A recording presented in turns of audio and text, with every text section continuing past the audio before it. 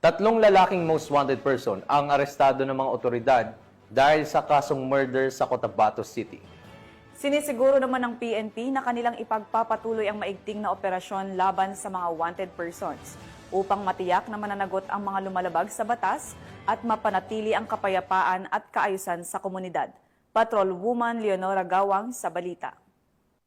Arestado ng Cotabato City PNP ang tatlong lalaki na provincial at municipal most wanted person sa kasong murder sa Purok San Jose MB, Tamontaka, Cotabato City nito lamang ika-27 ng Agosto taong kasalukuyan.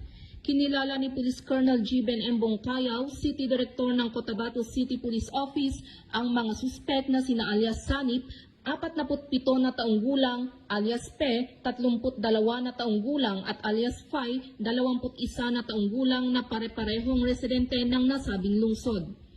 Bandang alas 7:20 ng gabi nang isagawa ang Manhunt Charlie Operation ng mga tauhan ng Cotabato City Police Station 3, katuwang ang Datudin Sinswat MPS Maguindanao del Norte PNP na nagresulta sa pagkakahuli sa mga suspek sa bisa ng warrant of arrest sa kasong murder na walang inirekomendang piyansa. Samantala, kasalukuyang nasa kustodiya ng Police Station 3 ang mga naarestong suspek para sa dokumentasyon at tamang disposisyon.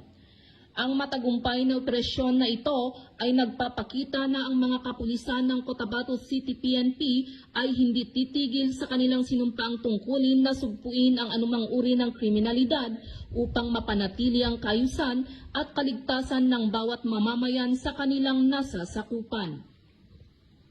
Mula rito sa rehiyon ng Bangsamoro, ako ang inyong Police News Network Correspondent, Patrolwoman Leonora Gawang, alagad ng batas, tagataguyod ng balitang pulis.